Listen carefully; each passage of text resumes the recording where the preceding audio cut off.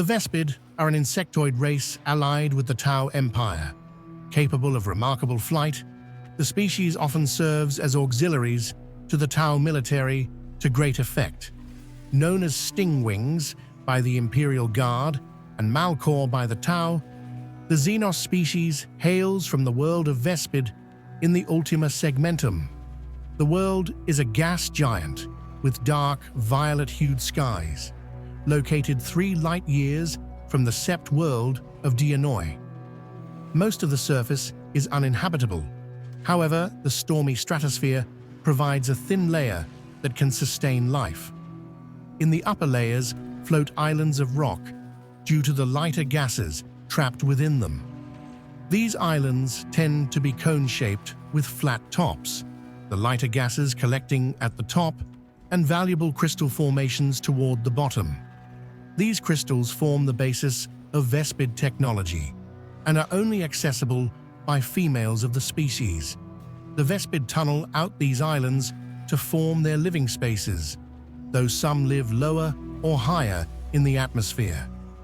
This unique living situation on their homeworld contributes to the species' biology.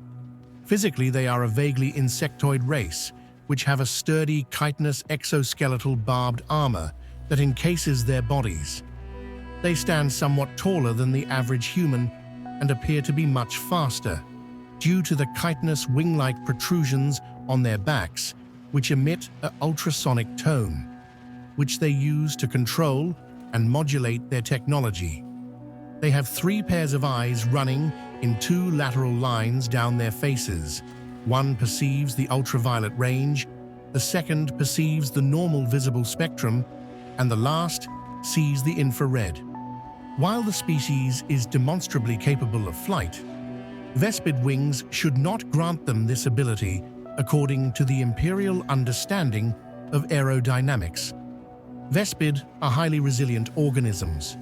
Possessing not only considerable physical strength, they also have a strong resistance to radiation and have the ability to digest almost any organic matter, allowing them to easily be fed in the field. Vespids are equipped with natural stingers on their abdomens, which imperial propagandists claim are vestigial and purely for show. In truth, although this seems to be true for certain strains, others have demonstrated that these stingers can be venomous, and care should be taken to avoid puncture by them if in combat against the species. Interestingly, there is evidence that Vespid dislike employing their stingers for reasons unknown. It is possible that the process is unpleasant, physically or socially. However, for now, all there is speculation. Vespid skin color depends on individual strains. These strains differ between the many Vespid nations and are further diversified with variations in patterning, mottling, etc. Some strains have become renowned for especially pronounced physical or mental characteristics, such as heightened aggression or ferocity. Across all populations, females of the species are larger than males.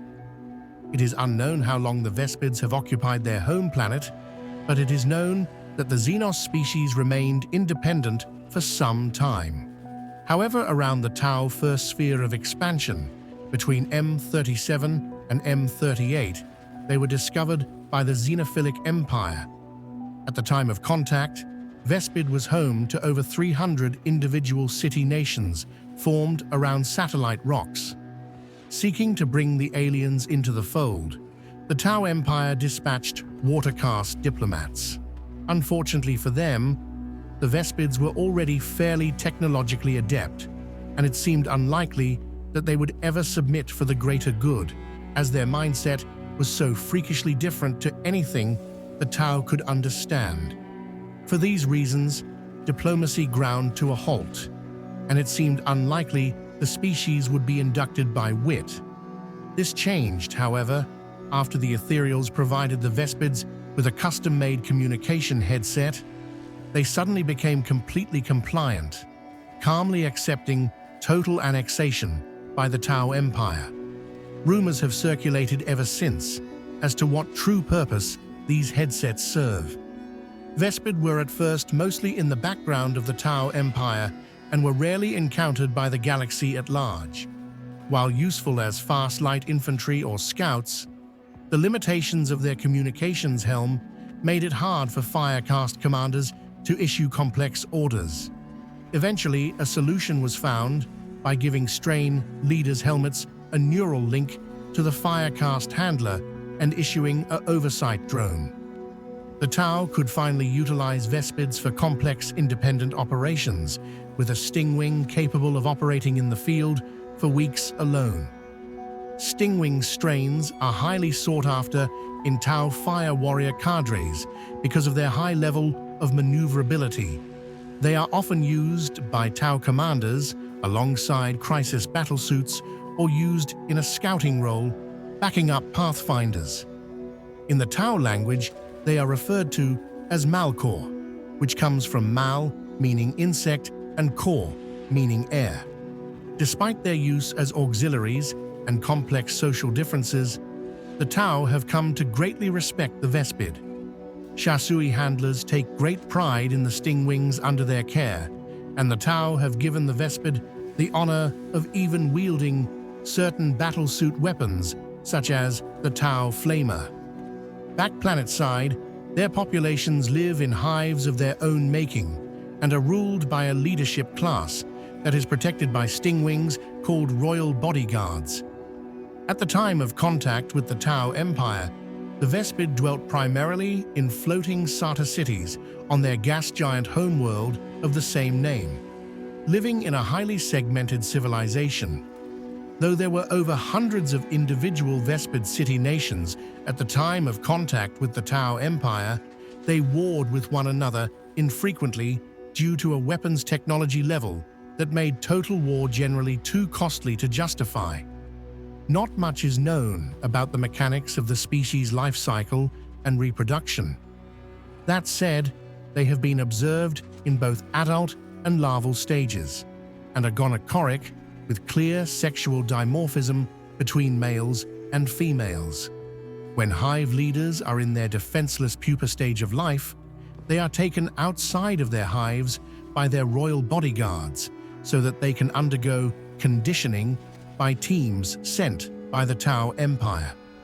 The Inquisition's Ordo Xenos has long sought to capture one for study and experimentation, but the Vespid's leaders are also protected by the Tau. The Shadowhawk Space Marine chapter once attempted to do so for the Ordo, but the mission ended in failure due to the Tau Empire's intervention. As only those in leadership roles are provided with communion helms, the Tau rely on these leaders to make themselves and their philosophy understood by the Vespids.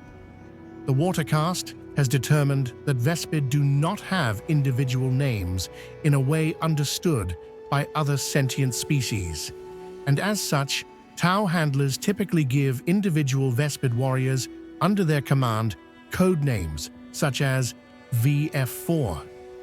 Beyond their society, the Vespids have a strain of technology, often unlike the tech of their terrestrial counterparts.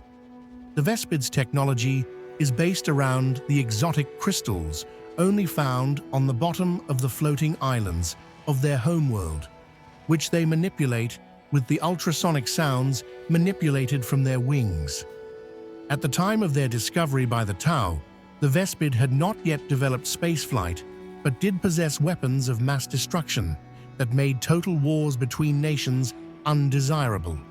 From the Tau, they have gained armor and weaponry, and a Vespid communion helm that enables them to more freely communicate with other races, as their own language is extremely complex and for the most part inimitable.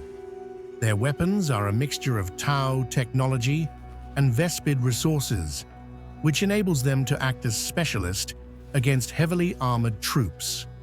This has allowed them to be specifically useful against both loyal and heretical Astartes, whom the Tau have always had difficulty in fighting.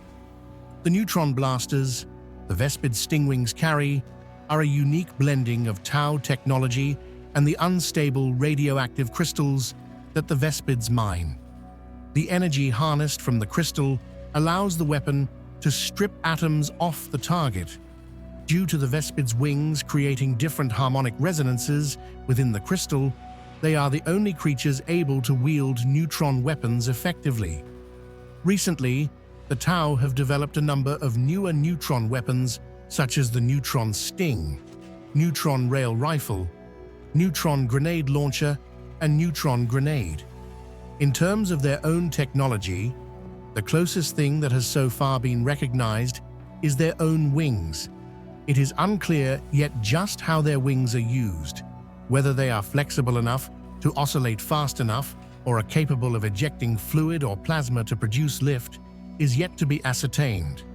In any case, they are capable of flight and are often deployed onto the battlefield from the air, enabling them to join the battle in the most suitable location.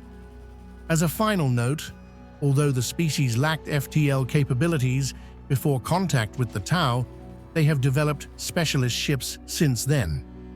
In a similar fashion to the rest of their crystalline tech, Vespids have stalactite-like nest vessel spacecraft, which have been cited being used as auxiliaries in the Farsight Expedition's Grand Reclamation Fleet. Thank you for listening to this entry from the Warhammer 40,000 Lexicanum.